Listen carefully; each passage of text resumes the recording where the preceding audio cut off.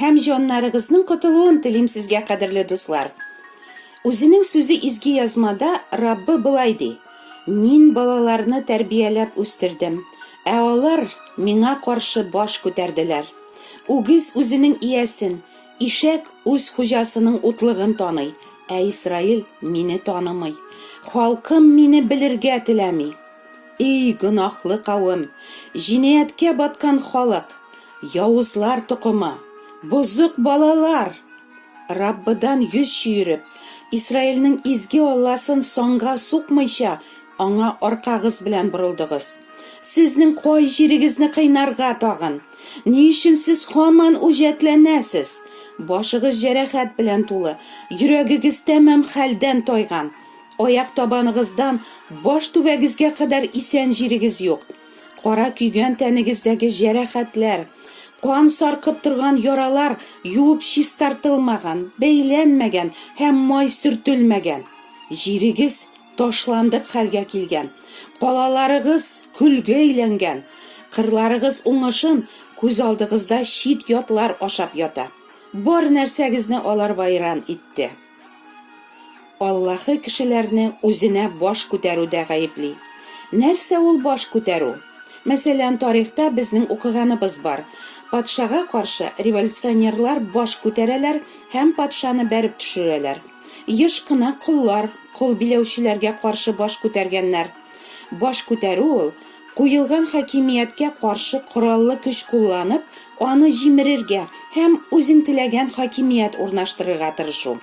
Ләкин корал кулланмый гына да, урамнарга, мәйданнарга чыкмыйча да, өеңдә утырып та баш күтәрүче булырга мөмкин бит. Ә Аллага каршы баш күтәреп буламыни, диярсез. Әйтик, кеше тыныч кына яши, эчми, сүгенми, кешенекен урламый, эшли, ашый, ял итә, телевизор карый, бер кайчанда хатынына хыянат итми, балалар үстерәләр, тату яшиләр. Алланың барлыгын, берлеген ул белә, бисмилласын калдырмый, Коръән дә укыта, хәер дә бирә. Әйтегез, мондый кеше Аллага каршы баш күтәрә дип буламы? Бәлки кайбер кешеләр генә Аллага каршы баш күтәрәләрдер. Иремия пәйгамбәр аша Аллаһы үзе җавап бирә: «Сез барыгыз да миңа каршы баш күтәрдегез». Ничек итеп кешеләр Аллага каршы баш күтәргәннәрен Ишагыя пәйгамбәр булай аңлата: аларның сүзләре вә гамәл эшләре Раббыга, аның шөһрәтенә каршы юнәлгән ди. Әгәр без Аллабызны үзебезнең өстән идара итүче патшабыз дип, аны хөрмәт итсәк, аның кануннарына, ул кушканга буйсынып яшәгән булыр идек. Ә без һәр вакыт үзебез дөрес дип исәпләгәнчә яшәдек. Без тыңлаусыз, тискәре, үз сүзле, ата-анасы йортыннан чыгып китеп, аларны һәр вакыт кайгыртып, соңга сукмыйча, азып-тузып яшәгән бозык балалар кебек булдык. Үзебезне шулай тотуыбыз белән без Алла атабызны рәнҗеттек, аңа дошман булдык. Хәтта хайваннар да үзләренең хуҗаларын таныйлар, ә халкым мине танымый, мине белергә дә теләми, ди Раббы. Менә ничек ул баш күтәрү? Раббыны танымау, аны белергә теләмәү. Нишләп без Алланы белмик ди? Беләбез, диярсез сез. Үзеңә кыенлык яки кайгы килгәндә, нәрсәгәдер мохтаҗлыгың төшкәндә Аллага мөрәҗәгать итү, яки көненә әллә ничә мәртәбә бисмилла итү, дисбе тарту яки намазлык өстендә гарәпчә дугаларны яттан сөйләү, ул әле Алланы белү дигән сүз түгел. Ничек була соң ул Алланы белү? Мәсәлән, телевизордан күреп мин Алла Пугачеваны таныйм, ләкин берәр җырчы үзенең төсен битен нәкъ Пугачева кебек үзгәртеп, нәкъ аның тавышы белән җырласа, мин аны да Пугачева дип уйлаячакмын. Ә бит бу ялган Пугачева була. Белү ул кемне дә булса бик якыннан танып белү, аның җан дусы булу. Ә җан дусың гадәттә сине белә. Синең холкыңны да, синең сыйфатларыңны да, төрле хәлләрдә үзеңне ничек тотасыңны да, нәрсә сиңа ошаганын, нәрсә ошамаганын да, нинди очракта ничек җавап бирәчәгеңне дә ул белә. Һәм син дә якын дусыңның нинди кеше икәнен яхшы беләсең. Раббыны танып белү дә нәкъ шуның кебек. Әгәр син Аллаһының сыйфатларын, аның холкын, аның сиңа мөнәсәбәтен, синнән нәрсә таләп итүен белмисең икән, син аны бөтенләй дә белмисең.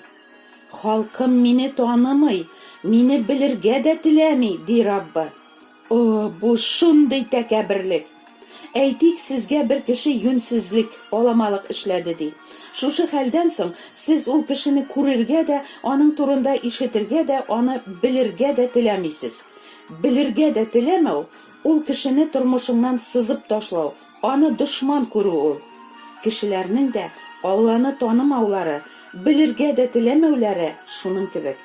Без Аллага карата шундый мөнәсәбәттә булырлык, Алла безгә нинди начарлык эшләде соң? Бөтен тормышыбыз, барлыгыбыз белән, бар нәрсәбез белән без аңа мәңге бурычлы түгелме соң? Эй, гөнаһлы кавем, җинаяткә баткан халык. Бу сүзләр безнең турыда. Раббыдан йөз чөйреп, Алланы соңга сукмыйча җинаятләргә батып яшәгән кешеләр без ул, без.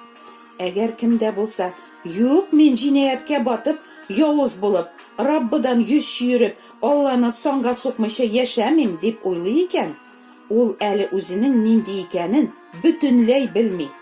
Үзебезне белү өчен Алла безгә менә бу китапны, үзенең хак сүзләре, изге язманы укырга куша. Менә бу китап безнең кемлегебезне һәм ниндилегебезне яхшы тасвирлый. Сезнең кай җирегезне кыйнарга тагын, ди Раббы. Бит чыннан да, күпләребезнең башлары җәрәхәт белән тулы, йөрәкләре тәмам хәлдән тайган, аяк табаныбыздан баш түбәбезгә кадәр сәламәт җиребез юк. Күп газаплар күреп тә, гөнаһлары аркасында тәмугка китәчәкләрен ишетеп тә, миңа килгән бу ширләр, кайгылар, газаплар, булар барысы миңа Алланың җәзалары бит, дип нигә кешеләр уйламыйлар икән? Үзенең сүзе аша Раббы һаман чакыра. Миннән йөз чөйргән балаларым, кире кайтыгыз, ди ул. Бары тик гаебеңне генә таны. Син үзеңнең Раббы Аллаңа каршы баш күтәреп, киң ябалдашлы һәр агач астында шит илаһларны иркәләдең. Мин әйткәннәрне исә ишетергә теләмәдең. Бу Раббы сүзе. Әйе, ата-бабаларыбыз Адәм белән Хавадан башлап, барыбыз да Аллаһыга каршы баш күтәрүчеләр булдык. Шит илаһлар белән фәхишлек кылдык. Һәр беребез минлек илаһын яратты. Минлегебезне иркәләдек. Ничек? Аллаһы кушканча түгел, үзебез дөрес дип исәпләгәнчә гамәл кылып, иң башта үз файдабызны, үз ихтыярыбызны үтәргә тырышып. Юк, мин үзем өчен түгел, балаларым өчен тырышам, дисеңме? Балаларың үзеңнеке булганга, алар өчен тырышасың бит инде. Шит кеше балалары өчен син алай тырышмыйсың. Аларны син үзеңнекеләрне яраткан кебек яратмыйсың. Башка балаларны син үзеңнекеләрне кызганган кебек кызганмыйсың. Һәркем үзенә, үзенең миненә яхшы булсын дип, үзенә һәм кадерлеләренә кыенлык килмәсен дип тырыша. Кеше үзенекен тормышка ашыру өчен дугалар кыла, хәерләр бирә, Коръәннәр укыта, уразалар тота. Минем изге дуга теләкләрем кабул булсын иде. Алар бит начар теләкләр түгел, ди. Сәламәтлек, җан тынычлыгы теләү, балаларымның, оныкларымның исән-имин булуларын, эшләренең уңышлы баруларын, кайгысыз, хәсрәтсез, озак яшәүләрен теләү начар теләкләрмени? Юк, булар начар теләкләр түгел. Ләкин Алла синең бу теләкләреңне үтәргә теләми. Ни өчен? Чөнки Аллаһының теләге башка. Ул һәркемнең җаны котылуын, гөнаһлары аркасында тәмугка китмәвен тели. Иң башта Аллаһы үзенең шушы ихтыярын гамәлгә ашырырга тели. Калган барысы да алай ук мөһим түгел. Чыннан да, синең һәм балаларыңның җирдә ваемсыз гына рәхәтлек кичереп, кешеләрдән макталып, дан дәрәҗәләргә ирешеп, кыенлыклар күрмичә генә озак яшәвегездән ни сөенеч? Әгәр озакламый синең һәм балаларыңның җаны мәңгелек, газап, елаш, хурлык, дөм караңгылык, тешләр шыкырдату, бер туктаусыз сине кортлар кимерә торган, бетмәс төкәнмәс өметсезлек, кайгы, бетмәс кайгы урынына киткәч, Раббы Аллага каршы баш күтәрү, фикерләрең һәм яман эшләрең аркасында Аллаһыга шит һәм дошман булып яшәү. Аллаһы безнең урынга үлем хакы түләргә җибәргән аның сөекле улы Мәсих Гайсаны гөнаһлардан чистартучы һәм татулашу алып килүче гөнаһсыз зат итеп кабул итмәү, аның изге корбанын соңга сукмау.